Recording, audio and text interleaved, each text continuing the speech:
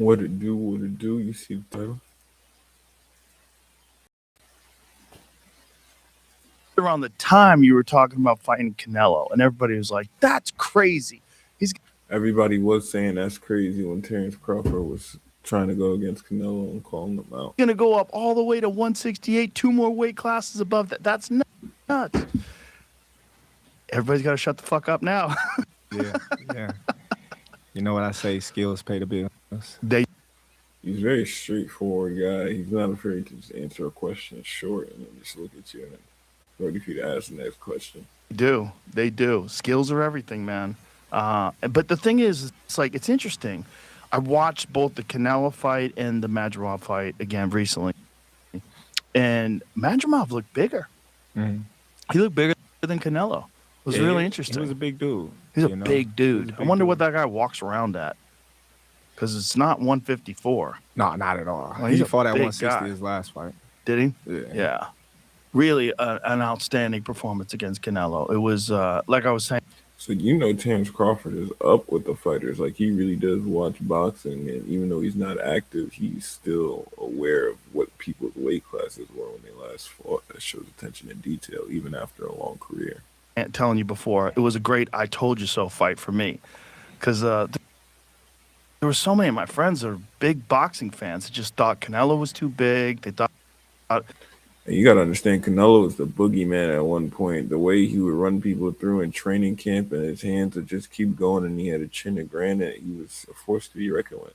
it was too much of a jump. He's too experienced. Well, you got it. Man, I mean, you made it look, I want to say easy.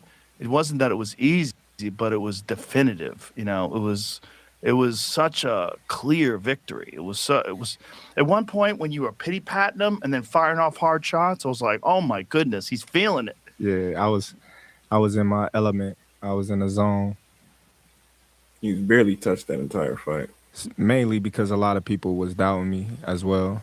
You know, telling me I was gonna get knocked out. I was too small, and I was just fighting for the money when I knew what I was capable of. So I was just like, I'm gonna show y'all what I'm really about, because this is not the first time that I didn't heard Also, there was a lot of hype surrounding Canelo's name, even outside of his skill. He had like the whole Mexican community behind him. that. Oh, he can't do this. He can't do that. I think your situation is very similar to when Roy Jones was in his prime. Because when Roy Jones was in his prime, everybody was saying Roy Jones, other than James Toney, Roy Jones really hadn't fought anybody. And I was like, no, he's just that much better than everybody else. It makes it look like they're not good. Yeah, If you saw them fight against everybody else, you would say these guys are awesome. for sure, for sure. And Roy Jones was one of the GOATs. I've been dealing with that my whole career. You know, people getting so much praise after fighting a guy that I already knocked out. You know, if they beat him, oh, such and such beat this guy. But me, it's, oh, you fighting tomato cans, or you fighting bombs and things like this. So it's just like, It was just because you're doing it so well. That's what it is. It's just people, they try to find flaws in every great performance. And the only flaws they could find is, yeah, but who are these guys that he beat? I mean, I feel like professional boxers are professional boxers at the end of the day. It matters about performance and how you performed. But you beat great guys. champions. Yeah, I mean, listen, one of the more interesting fights to me was the Benavidez fight. I rewatched that again recently too. That was a good Especially fight. because there's so much tension. Yeah. There's so much shit talking and tension and so many emotions. And he can fight. He could fight. You know, a lot of people, they looking at his injury, and he fought no different from before or after the injury. He fought the same, you know, so that's another thing that they When you say he fought the same, I wish you would go more in depth into how exactly he fought the same.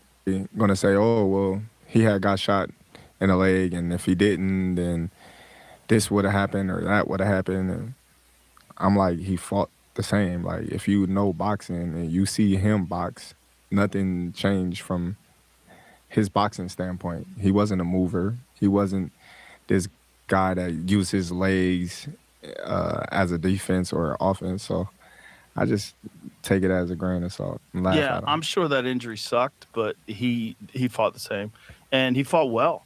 I mean, Hmm. he's a tough guy. He fought really well, Took me and 12 rounds. yeah, listen, but oof, that right uppercut in that 12th round that put him down. I was like, oh my goodness. I remember watching that fight live. I was like, oh, there it is, Yeah, there it is. You found him.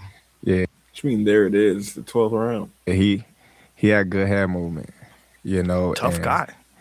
he was ducking them hooks and them straight punches. So I was just like, all right, I gotta switch it up Well, also he believed in himself. for sure. Yeah, I mean, Definitely, he came definitely. into that fight to win. Oh, definitely, most Yeah. definitely. Who isn't coming into a fight to win? Nobody's stepping into a ring with another professional not expecting to come out with a win. Otherwise, it's a suicide run. Most Yeah, definitely. it's beautiful to watch. You get what you deserve, because I felt like, man, if you retired after the Spence fight, I don't think people that are casuals would really appreciate your skill set. Yeah, You know, the people inside boxing, Who cares if people that are casuals really if you're a real boxer? the people that really know boxing did, but I felt like too many of the casuals just talk so much shit, and so the Canelo fight was the cherry on top of the yeah, sundae. yeah. It was, and even now, a lot of people saying, "Oh, well, Canelo's washed. He's old," and then I'm like, "Well, I'm older than him. Like, what are we talking about?" You know. So, I just I didn't know you was older than no. love it, you know, because it just shows Somebody put in the chat they know Terrance Crawford's age. what level I'm on. You know, for everybody to already know what happened, and then they try to take what happened and make it a reason why it happened. Right. So That made no sense to me. I just be like, man, it's cool. That's boxing, though, Yeah. right? That's sports in general. You're always going to have that. There's always going to be a bunch of sideline people that talk a lot of shit. But, you know, for a lot of fighters, it's later in their career, especially when they're avoided or they have difficulty signing big fights. It's later in their career that people really appreciate them. Like, think about Bernard. It wasn't until Bernard Hopkins That's actually a good point. beat Felix Trinidad that people are like, oh, shit. Like, I think he was like 37 or 36 when he fought Trinidad, and But Bernard Hopkins fought again later on. He was like 50-something. He got knocked out the ring like a fool. a lot of people are saying he's washed up, it's over. And when he knocked out Trinidad, everybody was like, oh, okay. Yeah, yeah. I've been calling out everybody since the beginning. You know, they created a whole side of the street because of me. You know, and What do you mean the whole side of the street? He paved his own lane? Like, I'm with a different promoter. It was always something. You know, and everybody always blamed me. But now look at everybody now. All the promoters working together now. Why couldn't they work together when it was my turn to shine? But it is what it is, and life happened, and I'm happy the way it happened because I did it my way, and I don't think too many other fighters can say that. That's true. Yeah. It's a dirty business. You know, the business of promoters and keeping guys away from guys and making sure that their fighter, you know, avoids certain fighters. Customati used to do that a lot. Mike Tyson. It's always been that way, you know, and it's unfortunate for the fans because there's so many, like the big one for a long time was David Benavidez and Canelo. Like everybody wants to see that fight, and they just can't figure out a way to make it happen. And you got to think someone's avoiding somebody, and it's not Benavidez. No, not at all. You know, I just So you saying Canelo avoiding Benavidez will be the reasoning? You think Canelo's on his way out of the fight game? think Canelo, in a sense, he know how big Benavidez is gonna come in the ring. You know, Benavidez is a great fighter, you know, but he's a big fighter. He's a tall fighter, you know, and I just think Canelo knows, like, why would I want to get in the ring with this guy that's going to be massive come fight time? And I'm not that big of a guy at all. I've been doing all this with my skills because Canelo's not a big guy. He's been fighting big guys his whole career, Yeah. you know, and beating them with skill, you know, so you got to tip your hat off to Canelo and what he's accomplished. Absolutely. Being 5'7", going up to 175 and 175, 5'7". fighting these big guys and actually winning and Knocked out Kovalev. Yeah, I mean, it was Kovalev later in his career, Yeah. but he's still Kovalev. for sure. And then having the courage to fight Bivol in his prime. For sure. I say Bivol. I think that's the fight that probably kept us from getting the Benavidez fight, the Bivol fight. Because I think after that fight, it's like, okay, Yeah, this dude big. this is a little big. Yeah. Because Bivol, not just big, but he's got that Russian style, light on the feet, in and out, in and out, in and out. Good boxing. It's a difficult style to handle, Yeah. you know. And the only guy to beat Beterbiev was another beast. Yeah. So I think, him knowing that, and then I think the disrespect that he got from Benavidez had persuaded him to go elsewhere. But, there's been many boxers from the past that didn't fight people that they wanted to fight. Right. Look at Sugar Ray Leonard and Aaron Pryor. They never got that fight. Mm-hmm. So, and that's just one of many. So it's going to be like that. Well, it always seems at the end that it all worked out the way it was supposed to, and that's how it felt like for me after your Canelo victory. Like, this is... It did kind of come together for him because not a lot of people were expecting him to walk away with a win, not only a win, a dominant one at that. This was like, all the bullshit. It's like now everybody has to shut the fuck up. It's like all the bullshit's gone. It's like now everybody's got to give you your just due, because that was a stellar championship performance. I mean, that was one of the all-time great performances, because it was a Canelo that's, you could say whatever you want. I think he's still in his prime. I don't think Canelo's still in his prime. And you just outboxed him. And you outboxed him. I mean, think about it. 40 to 47, 54, all the way up to 60. The reason Joe probably saying that is because of how he looked in his last fight, but in like one fight, don't really, determine it. 68, and you 35 outboxed him. first. Oh, that's right. 35 first, right? That's right. That's crazy. Yeah. That's crazy. Going up from 35 to 68. Yeah. And outboxing the champ, and the way you did it too, it was so skillful. It was so beautiful to watch, man. When you're a fan of skillful, intelligent boxing, that was such a good fight to watch. Because Canelo's a dangerous guy. He's a heavy puncher, and he puts a lot of power into his punches. He's kind And he can put combinations together as well with high volume. of changed over the years and really relied more on his power. But man, he knows how to land it. And when he lands it, he puts people in a lot of trouble. And he just... There was this one move that you were doing where you were throwing a left hand and then a quick hook behind it before you even brought the hand back. So he was going to counter and you were throwing a quick hook. Yeah. And I was like, oh, that is so pretty. That is Trying so to catch him in pretty. the counter. Yeah. Canelo is a great counter puncher. So you got to beat him to it. You got to counter the counter at times. That's when you get high level. Did that fight play out the way you thought it was going to play out? Yeah, most definitely.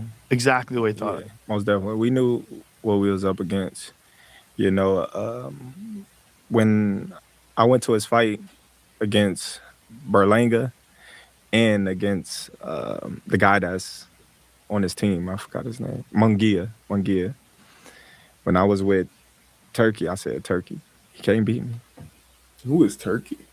Just watching him from 135 to now, like live, I'm looking at him, I'm just like, I can beat this dude. Like, my confidence is getting more and more and more. And his last fight in Saudi Arabia, I was like, yeah, he can't fight like that against me. Which he didn't, which he definitely rose his game, but I just believed in myself that much that nothing was going to stop me from getting that victory that night. The fight in Saudi Arabia, he looked like undermotivated. Yeah. Like it wasn't a big enough challenge for him. He didn't look like he was in the same kind of shape physically, like when you look at him. He wasn't, and it happens, That's why I always train like this is the toughest fight of my career, because it is. Every fight is.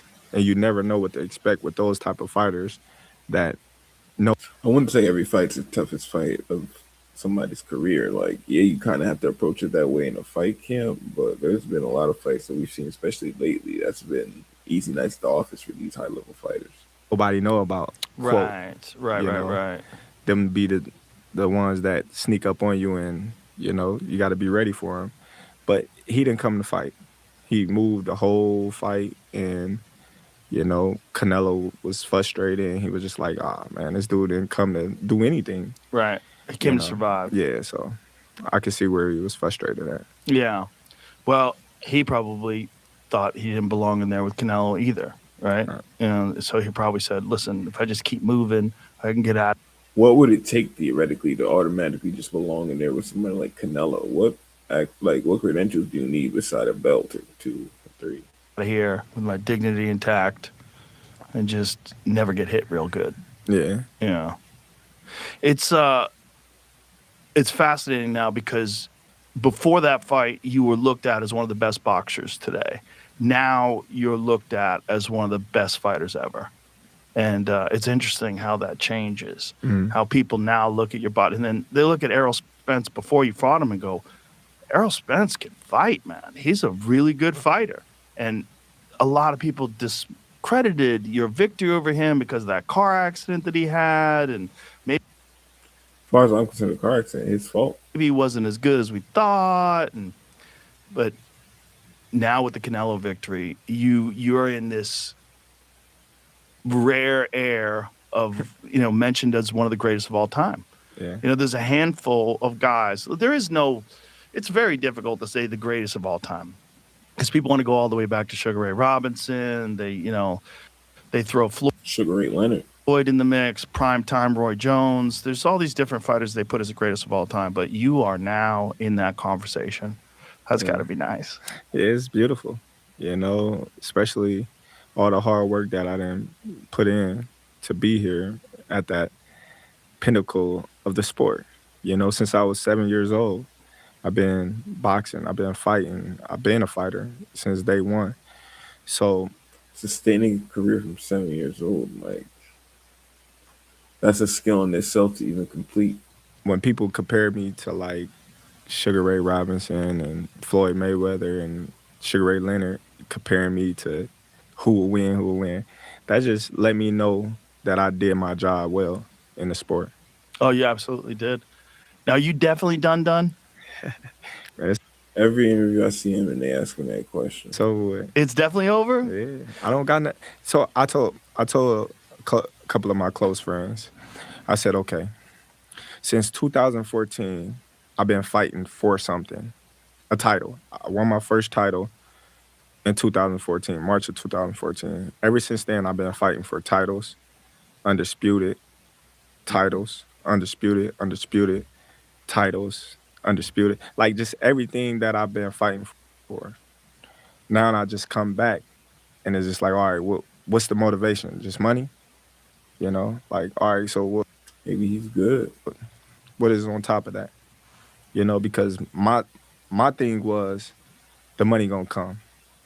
No, I was taking pay cuts after pay cuts after pay cuts because I knew what I wanted my legacy to be when I finished boxing. I would like to know exactly how high pay cuts are we talking. I want to be remembered as one of the greatest champions of all time. And I think I did that. So now it's like this last fight that I had,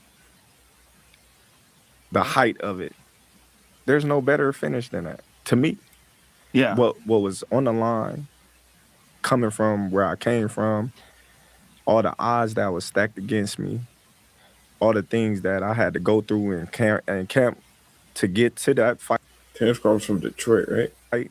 it was just like, man, you did everything right. So what can top that? I love that. I love when fighters go out on top like that. And for a fighter to go out like you have with all your championship experience, all the weight classes you competed in, undefeated, and beat Canelo, another all-time great. I mean, that is a perfect finale Yeah. for a spectacular career.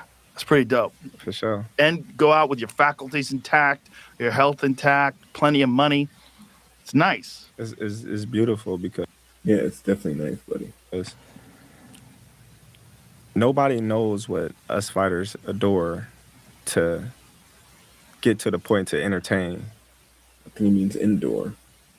the fans. You know, we go through a lot. You know, we put our body through a lot. And then when it's all said and done, when our body broke down to the point where we can't take care of ourselves, Or you just a vegetable, or you in a wheelchair, or you completely disabled. they don't care about us.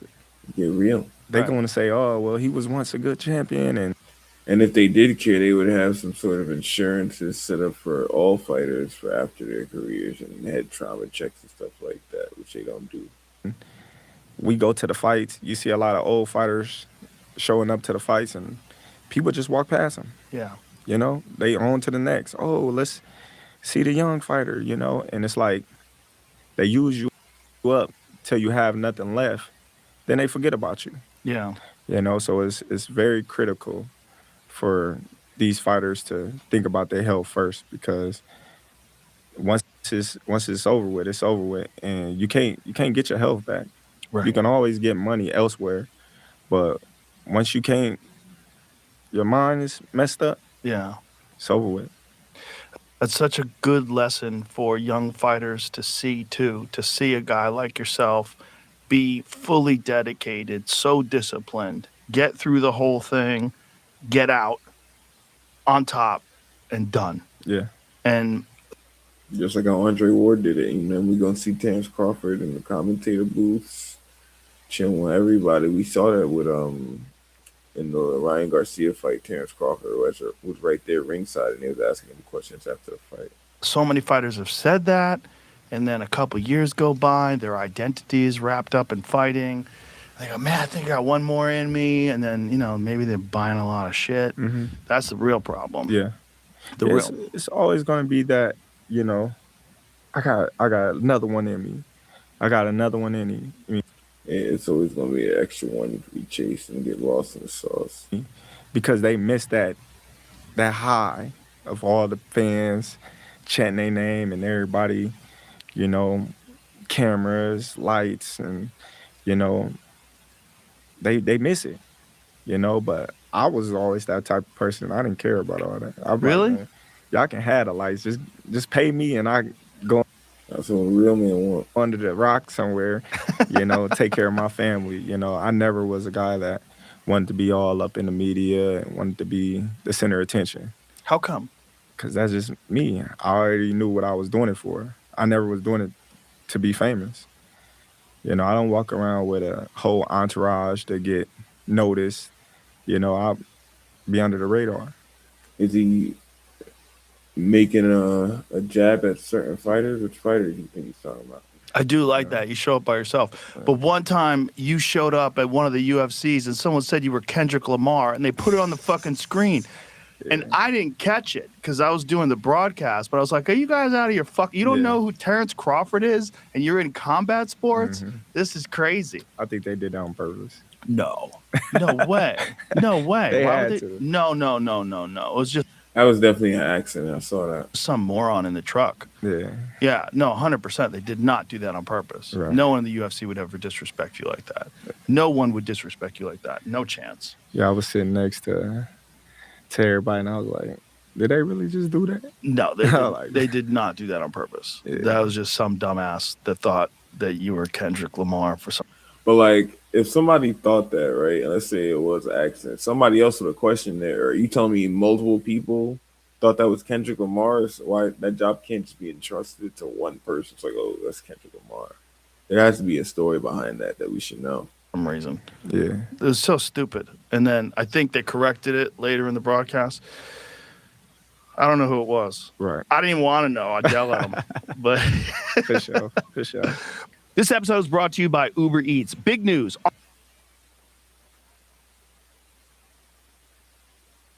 You ain't watching no ads. Uber Eats for order yourself. Yeah. And that's unusual for a guy who's achieved as much as you've achieved. Yeah, You know? people be so like surprised that they'll see me in the airport. They be like, "You by yourself?" I'm like, "Yeah." They be like, "Man, this is crazy. I would always imagine you with security guards, big entourage." I'm like, Right. "Nah, man, that's just a bill. Yeah. You got to pay all them people to be around you." That's true So too. I just be Yeah. chilling. Yeah. I mean, every time you showed up at the studio, you showed up by yourself. Yeah. Yeah. I mean, it's another good example for young fighters to realize, like, at the end of the day, what are you really doing it for? All that other bullshit, all the attention and stuff, it's very temporary. It's very fleeting. It goes away. Legacy and the glory of your accomplishments, that stays forever. I would say the legacy goes away as well too, because you're not thinking about your legacy after you pass away. And the respect of people in boxing that really know. Yeah, for sure. Yeah, that's what it's all about. And you've got that. Now everybody has to shut the fuck up. Yeah, they do. Everybody has to shut the fuck up. Even the people that said that, oh, Canelo's stop.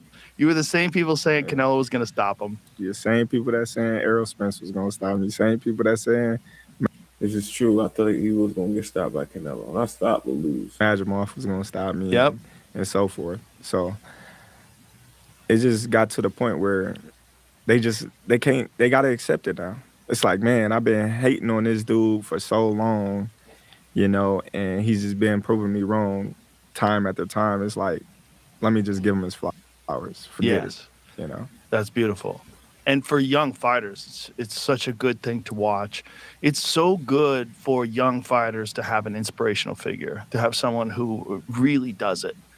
True role model. And does it perfectly. And does it in a way that is very unusual, because like you're one of the best switch hitters since Marvin Hagler, if not the best. And like that, God, that is such an underrated skill. It was so funny. One of the times you were in here, is that a skill, or is that like a whole style that a lot of coaches like forbid? You were telling me that your coach told you stop doing that. Yeah. There you go. Yeah. He was like, you need to focus on fighting orthodox the right way instead of switching to southpaw. I was just like, all right, switch southpaw again. Then it was just like, he was like, all right, well, if you're going to do that, we're going to train like that. I was like, all right, let's train like it, because I'm going to keep switching, because it just came so natural. Yeah. I'll be in there, boom, boom, boom, boom, boom, and then I just switch like unthinkingly. Bop, bop, bop. Unconsciously. Yes. Man, it was just, I win.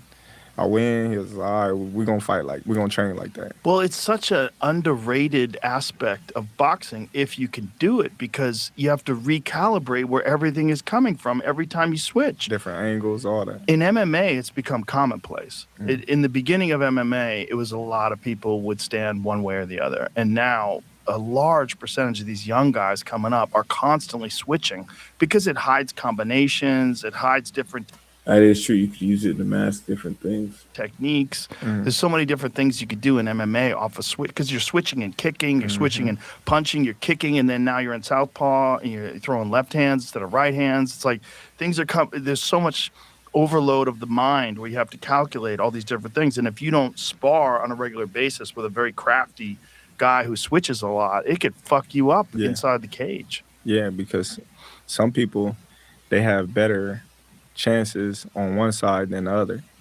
and then when you switch on them, it's just like, oh, I hate fighting southpaws. Right. And just do something. And you get a whole extra set of angles as well to work with. Come to their brain, because they might be slower moving one way than the other way. Well, everything looks so weird when all of a sudden the jab's on the right side and the left, and then your brain has to like. You got to worry about the hook now instead of the straight.